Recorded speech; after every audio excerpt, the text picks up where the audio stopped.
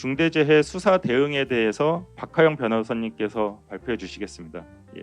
박하영 변호사님은 검찰 주요 요직을 두루 거치시다가 수원지검 성남지청 차장검사를 끝으로 올해 3월에 율촌에 합류하셨고 다수의 중대재해 수사 대응 업무를 담당하고 계셔서 국내 누구보다 중대재해 수사 대응 경험이 많다고 할 수 있습니다. 박하영 변호사님 발표 부탁드립니다. 예, 안녕하십니까. 저는 법무법인 율촌의 박하영 변호사라고 합니다. 정대원 변호사님께서 친히 또 소개를 해주셔서 제가 그 형사 사건을 많이 하다 보니까 그 중대재해 사건이 발생하면 그 수사에 대응하는 그런 업무를 많이 하고 있어서 지금 웨비나에서 이 부분, 그러니까 중대재해 사건이 발생했을 때의 수사 대응이라고 하는 주제로 말씀을 드리게 된 것 같습니다. 좀 전에 이제 말씀드렸는데 정대원 변호사님께서 말씀 주셨는데 14건 정도 이제 검찰에 송치가 됐고 이제 한 건 정도 검찰에서 판단이 있었던 것이기 때문에 사실상 뭐 어떻게 수사 대응을 해야 될지 여부가 이제 정립되어 있다고 보기는 상당히 어려울 것 같은 그런 상황이고요. 다만 저희가 말씀드릴 수 있는 거는 뭐 수사 뭐 그런 어떤 사건이 발생했을 때 수사를 받으시게 됐을 때 약간 유의하셔야 될 사항 내지는 뭐 이렇게 하면 약간 리스크가 오히려 커진다는 정도 그런 정도의 말씀을 드릴 수 있을 것 같고요. 요약해서 말씀드리면 뭐 오해의 소지가 있는 그런 일은 자제하는 게 좋겠다. 그리고 뭐 팩트는 팩트 그대로 이제 설명을 드리는 것이 좋겠다. 그 정도의 내용이고요. 지금 목차에 있는 이런 순서로 말씀을 드릴 텐데 처음에 이제 말씀드린 것처럼 구체적인 수사 대응 방안 세 번째 로마자 세 번째로 되어 있는 그 부분을 중점적으로 말씀을 드리고 혹시라도 이제 시간 관계상 제가 다 말씀드리지 못하는 부분이 있다면 저희 이제 율촌의 중대재해센터 TV라는 유튜브 채널이 있는데 통해서 많이 참고해 주시면 될 것 같습니다. 예. 저희 먼저 이제 중대재해처벌법 소개라고 되어 있는 부분이고요. 아시다시피 이제 산업재해와 시민재해로 나뉘고 제가 이제 수사 대응과 관련해서 말씀을 드리는 거기 때문에 강화된 처벌 규정이 있고 그 책임의 범위와 대상이 이제 문제가 된다 이렇게 말씀을 드리겠습니다.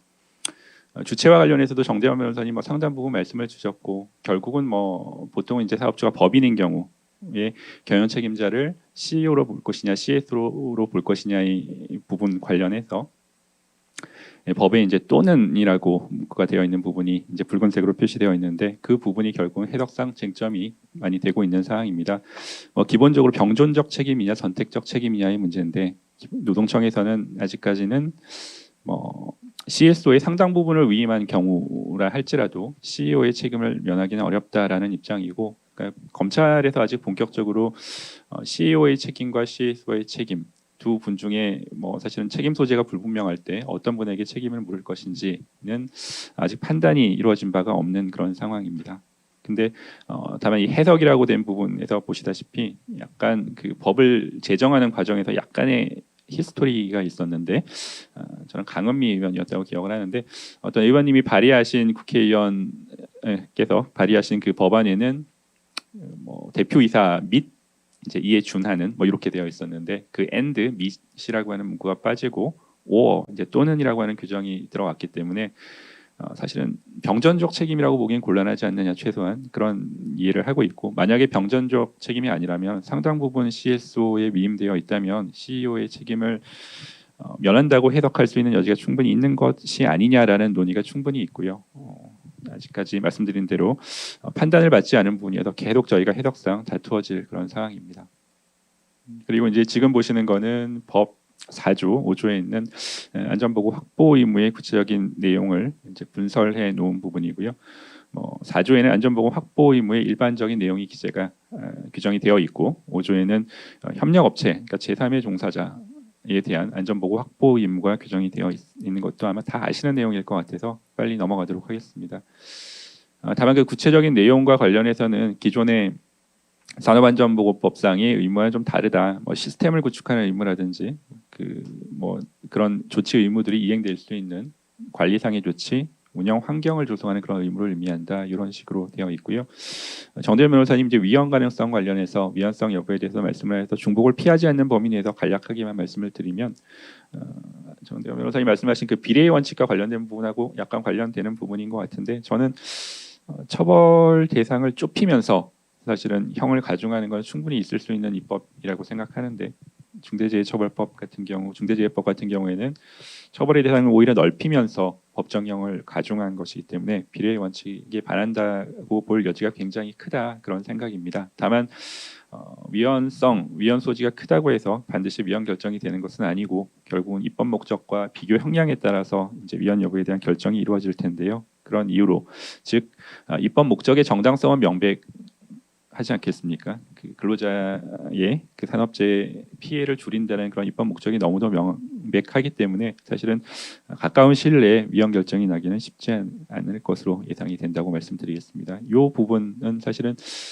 조금 자세히 말씀을 드릴 텐데 안전보건 확보 의무의 제한이라는 표현을 썼는데 역시 좀 전에 말씀드린 이제 건설공사 발주와 관련된 부분이기도 합니다. 이게 발주자의 경우에는 그러면 중대재해처벌법 적용이 되느냐 안 되느냐 뭐 이런 논란도 있고 아마 해석상으로는 도급인과는 다르게 건설공사 발주자의 경우에는 그 발주한 그 공사에서 사고가 일어나더라도 중대재해처벌법이 좀 면제된다, 면책된다 그렇게 해석하는 경향이 강한데 뭐 사실 막상 사건이 일어나게 되면은 사실 건설공사 발주에 해당되는지 안 되는지가 다투어지는 경우들이 많이 있습니다. 그래서 뭐 도급이냐 발주냐 그런 것들이 중요한 게 아니고 만약에 사건이 터지게 되면은 수사 초기에 저희가 실제로 발주인데 도급인 것처럼 오해되는 일이 없도록 잘 설명하고 수사 초기에 잘 대응해서 저희가 불필요한 오해를 사는 일이 없도록 하는 것이 굉장히 중요하다라는 부분을 말씀을 드리고 뒤에서 자세하게 말씀드리겠습니다.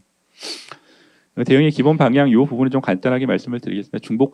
중복되는 부분이기도 하고 주요 쟁점은 당연히 그 의무의 주체가 누구이냐, 경영 책임자를 누구로 볼 것이냐의 문제, 그리고 구체적인 안전보건 확보 의무의 내용이 무엇이냐, 내지는 어떠한 경우에 그런 의무를 위반하였다고 볼 것이냐, 뭐 이런 부분이 주요 쟁점이 될 것은 명백하고요. 그리고 아까 얼핏 말씀드렸던 건데 산업안전보건법상의 조치 의무는 현장에서의 구체적인 조치 의무를 의미하고 중대재해처벌법상의 안전보건 확보 의무는 관리상의 조치를 의미한다. 뭐 인력 예산 확보라든지 그런 것을 의미한다는 점에서 좀 차이가 있다는 부분을 다시 한번 강조해서 말씀을 드리고요. 최근의 트렌드는 조금 말씀을 드리겠습니다. 저희가 이제 법시행 초기에는 이제 그 시행령 4조의 3호 즉 위험 요인을 확인해서 개선하는 절차를 마련하라는 그 부분이 굉장히 중요하게 이슈가 될 것이다 그렇게 예상을 했었고 실제로도 법시행 초기에는 노동청에서 이제 그런 조항 4조 1항 시행령 4조 1호 위반으로 의율하려는 경향들이 많이 있었습니다. 근데 사실은 여러 가지 이제 문제점들이 있는데 뭐 법리상의 다툼도 많이 있고 위험성 평가를 통해서 충분히 이제 시스템을 많이 갖추어 놓은 경우가 많다 보니까 그렇게 돌파하기는 좀 어렵다라고 노동청에서 판단하고 있는 것으로 생각이 되는데 그래서 이제 4호 내지는 9호 즉 인력이나 시설, 그 장비와 관련된 예산 편성 내지는 집행 또는 그 협력업체에서 어떤 뭐 안전관리 비용을 집행하는 그런 기준을 마련해야 되는데 그런 기준이 좀 미비해서 이런 사고가 발생한 것이 아니냐 이렇게 좀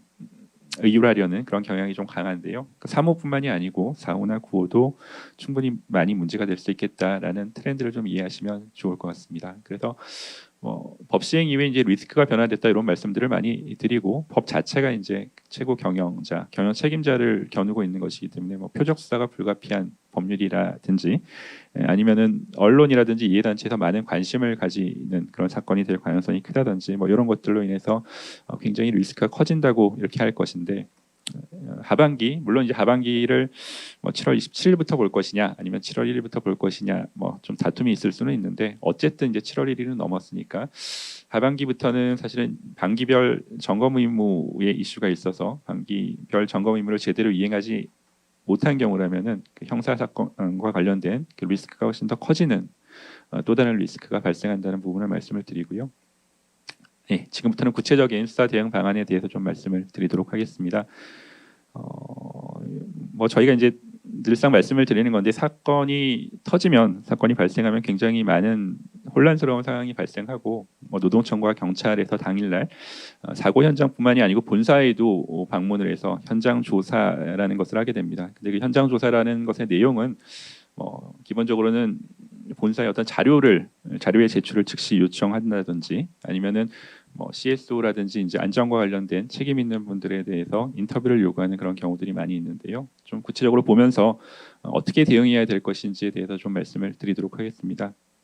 노동청에서 이제 현장 조사를 나온다고 하면 사실은 그 방문 자체를 사실은 막을 수는 없다고 보이고요. 당연히 뭐 그 부분에 대해서는 저희가 수용을 해야 될 것 같고, 자료 제공 요청이 있는데 그 부분에 대한 그 대응은 조금 신경을 써야 될 부분이 있어 보입니다. 그러니까 노동청에서 현장에 나와서 제출 요구하는 자료들이 이제 굉장히 객관적인 뭐 단순한 자료, 즉 뭐 사업자 등록증이라든지 조직도 내지 조직표에서부터 사실은 안전과 관련된 뭐 사고와 직접적인 관련성이 있다고 볼 수 있는 그런 그 자료라든지 아니면은 뭐 경우에 따라서는 안전 책임자의 뭐 컴퓨터에 대한 접근을 시도하는 이런 다양한 경우를 볼 수가 있는데, 먼저 우선 객관적으로 저희가 제출해도 아무런 문제가 없는 무방한 그런 자료들은 최대한 신속하게 준비를 해서 제출하는 것이 최선이라고 하겠습니다. 뭐 대표적으로 법인 등기부 등본이라든지 뭐 사업자 등록증, 조직도 이런 것들을 예시를 들 수 있겠고요. 그 외에 이제 그 혐의 사실과 좀 관련성이 있는 그런 자료들은 저희가 좀 충분히 논리를 개발해서 그리고 내지는 정리해서 제출할 것이라는 취지로 잘 설명을 하고, 뭐 그거를 폴라이트 리퓨절이라는 표현을 쓰기도 하는데, 왜냐하면은 사실은 서류 중에는 뭐 최종적인 결제가 안 돼서 뭐 사실 생성 중인 문서일 수도 있고, 근데 그런 문서들이 회사에 사실은 의도와는 다르게 유출이라는 표현이 어떨지 모르겠지만 수사기관에 제출되면은 스탠스를 취하기가 어렵게 되는 그런 부분이 있어서 나중에 한 번 그런 자료가 나가면은 그 자료의 내용을 번복하기가 굉장히 어렵게 됩니다. 그런 취지에서 충분히 양해를 구하고 뭐 추후에 정리해서 제출할 것이라는 것을 설명하고 일단은 제출을 좀 보류하는 것이 최상의 대응이라고 말씀을 드릴 수 있겠고요.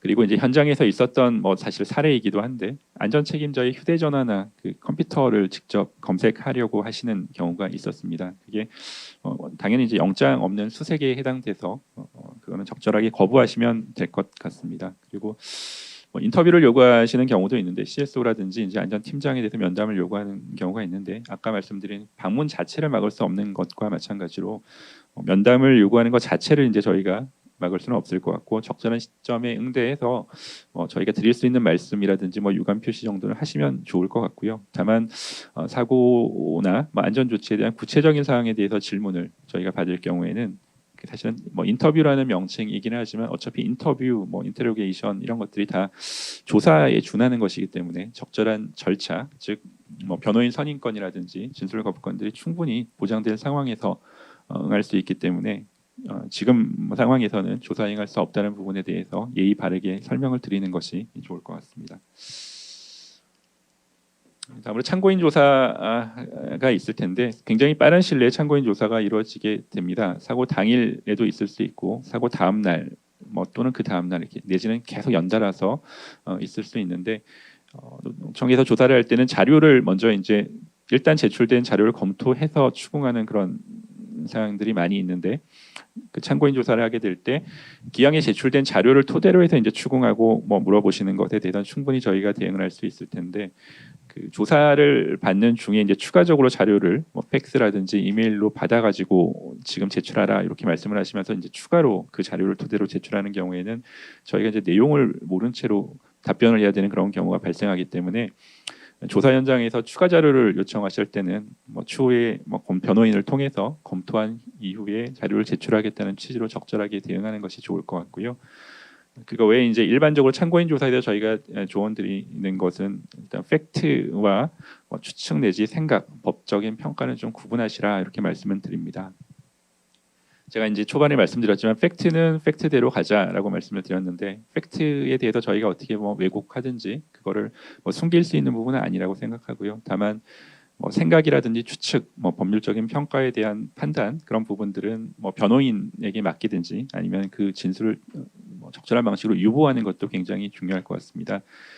뭐 예를 들어 이제 사고 원인에 대한 질문이 만약에 있다고 하면은 사실은 뭐 이를테면 어떤 추락사가 있었다고 하는데, 사실은 직접적인 원인은 말씀드릴 수 있겠죠. 이분이 왜 돌아가셨는지 추락해서 돌아가신 것입니다라고 말씀드릴 수 있을 테고 그것은 사실은 오히려 팩트에 대한 답변이 돼서 충분히 저희가 답변 드릴 수 있는 사항일 텐데 간접적인 원인 그러면 그분이 왜 추락하게 되었는지에 대한 부분은 사실은 보기에 따라서 굉장히 다른 시각이 있을 수 있습니다. 그래서 사고 원인을 내부적으로 충분히 분석을 해보고 객관적인 자료 CCTV 이런 것들을 확인해 보고 저희가 제대로 알게 된 이후에 답변을 드리는 게 중요할 것 같고요. 실제로 이런 부분에 대해서 사고 원인, 특히 이제 사고의 간접적인 원인 부분에 대해서 충분히 확인되지 않은 상태에서 말씀을 드렸다가 그 부분을 번복하는데 굉장히 애를 먹었던 그런 사례들이 많이 있다는 부분을 말씀을 드립니다. 그리고 이제 회사의 안전 시스템에 대한 이제 질문들이 있을 수 있는데 이런 부분들도 저희가 제출된 자료 또는 이제 제출할 자료를 충분하게 검토한 이후에 답변 드리는 게 좋습니다. 어떤 말씀인가 하면은 사실은 모든 회사가 이제 안전 시스템을 잘 갖추고 있기는 할 텐데 경우에 따라서는 모회사와 자회사의 관계 이런 특수한 관계가 있을 때 자회사에서 이제 일정 규모가 안 돼서 그 안전 시스템에 대해서 모회사의 상당 부분을 의존하는 그런 경우가 있을 수 있습니다. 근데 조치만 잘 해놓으면 이런 경우에도 안전 시스템을 갖췄다고 볼 수 있는 여지도 충분히 있는데 이런 부분에 대해서 이제 자회사의 직원, 자회사의 임직원한테 물어본 거겠죠. 자회사 직원한테 당신 회사는 안전 시스템에 대해서 잘 갖춰놓고 있습니까?라고 물었는데 사실은 모회사의 시스템을 충분히 저희가 잘 원용하고 있음에도 불구하고 저희는 회사 규모가 작기 때문에 제대로 시스템을 갖춰놓고 있지 못합니다라고 이제 잘못 답변을 해서 그 진술을 극복하는 데 굉장히 많은 어려움을 겪었다는 저희 그 펌에서 진행하는 사건은 아니고요. 그런 사건에 대해서 말씀을 전해 들은 바도 있으니까 이런 부분도 좀 주의할 부분이라고 생각됩니다. 예, 다음으로 이제 방대한 자료, 현장에서 자료 요청하는 부분에 대해서 어떻게 대응할지에 대해서는 아까 말씀을 드렸고요. 그 이후에 이제 공문 방식으로 방대한 자료를 요청할 때도 충분하게 변호인의 검토를 거친 이후에 제출할 수 있음을 논리적으로 잘 설명을 하고 보통 이제 시한을 정해서 제출할 것을 요구하기 때문에 저희가 굉장히 시일에 촉박해서 검토가 안 된 상태에서도 제출하는 그런 경우가 있을 텐데 충분히 양해를 구하고 충분하게 검토를 거치고 자료를 제출하되 대신에 이제 먼저 검토된 그 자료의 경우에는 선 제출하는 것도 가능할 것으로 생각이 됩니다. 그 외에 이제 제가 이제 민감한 자료라는 표현을 썼는데 민감한 자료라는 표현이 맞을지는 모르겠는데 하여튼 안전보건 경영 매뉴얼이라든지 위임 정결 규정이라든지 회사의 예산 편성 집행 이런 것들과 관련된 그런 자료들을 요구받기도 합니다. 안전보건 경영 매뉴얼 같은 경우에서는 회사에 따라서 어떤 개인 정보라든지 그 노조와의 관계에 어떤 조금 오해를 끼칠 그런 우려가 있는 그런 내용도 포함되어 있는 경우들도 덜어 있어서 그런 부분들은 블라인드 처리한 후에 제출하는 것이 바람직하겠습니다.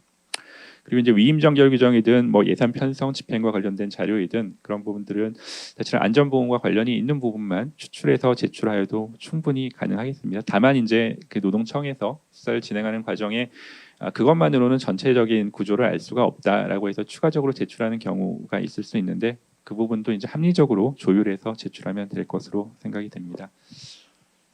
다음에 이제 자료 제출 내지는 자료 준비를 잘못해서 굉장히 이제 회사에 리스크가 발생하는 그런 경우를 말씀을 드릴 텐데요.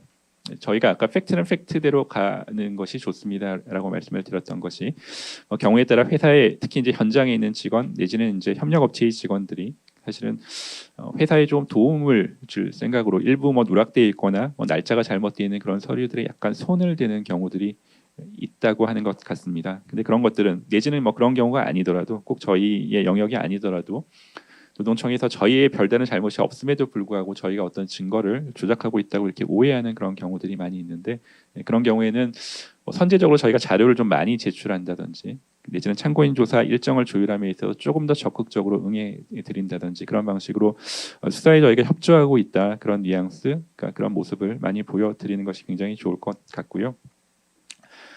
이게 대응 사례라고 하나 기재한 부분이 있는데 어떤 사례인가 하면은 사실은 추락 사건 근로자가 이제 추락해서 사망한 것이 문제가 된 사안이 하나 있었는데 사실 협력업체의 입장에서는 유사 사건, 동종 사건이 발생할 것이 굉장히 우려되는 그런 상황이어서 현장을 봉쇄하고 사실은 그 추락의 원인이라고도 볼 수 있는 그런 계고분을 폐쇄하는 그런 조치를 취했는데 수사기관에서는 그걸 현장을 훼손했다, 증거인멸의 우려가 아니냐 이런 식으로 이제 오해를 하는 경우가 있었습니다. 그런 부분 그런 상황이 발생 안 하면 좋겠지만 현장에서 발생하는 그런 상황들에 대해서 변호인들 등과 긴밀하게 협의를 해서 잘 설명하고 오해가 없도록 조치를 하는 것이 굉장히 중요하다고 하겠습니다.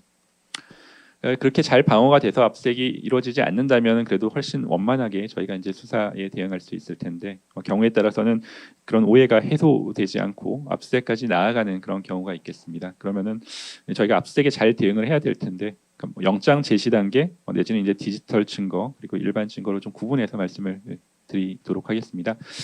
영장을 제시하는 건 이제 법상 의무니까 수사기관에 당연히 영장을 제시할 텐데 영장을 교부하는 것은 약간 현장에서 다툼이 있는 부분입니다. 근데 영장 사본을 교부받아서 신속히 공유하는 건 굉장히 사실 중요합니다. 왜냐하면은 뒤에 말씀드린 증거 압수물에 대한 이제 어느 정도 협의를 하게 되는데 압수물에 대해서 협의를 하고 저희 의견을 개진할 때는 영장에 기재된 범죄 사실과의 관련성을 저희가 굉장히 중요하게 생각합니다. 그래서 이러이러한 증거를 달라라고 얘기할 때 이 부분은 범죄 사실과의 관련성이 적어서 저희가 좀 드릴 수가 없습니다라고 말씀을 드려야 될 텐데 그 범죄 사실과의 관련성을 저희가 알아야 되기 때문에 이런 영장 사본을 공유하는 것이 반드시 선제적으로 진행되어야 된다는 부분을 말씀드리고요.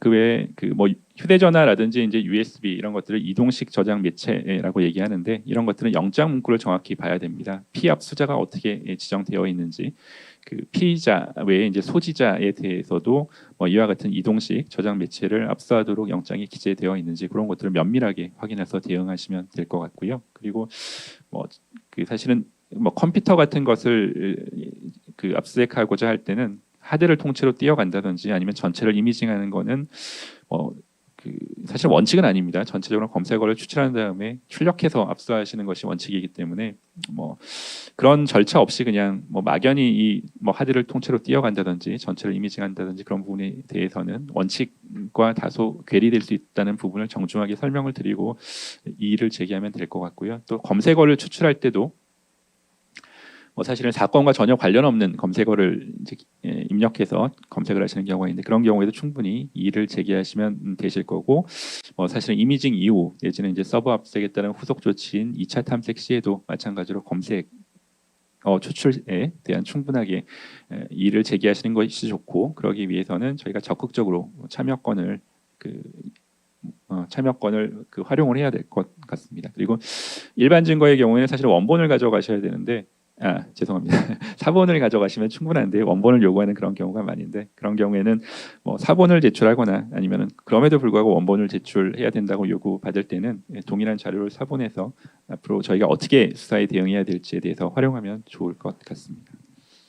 이상 꼭 필요한 수사 초기에 저희가 어떻게 대응해야 되는지 부분에 대해서 말씀을 드렸고요. 오해의 소지가 없도록 하고 오해의 소지가 있는 경우엔 잘 해명해서 강제 수사로 나가는 경우를 최대한 차단해야 된다. 그리고 압수수색 시에는 신속하게 저희가 정보를 공유하고 적극적으로 참여해서 불필요한 자료가 압수되는 일이 없도록 해야 된다. 이런 부분을 말씀을 드리겠습니다. 지금까지 말씀드린 사항이 사실은 핵심이고요.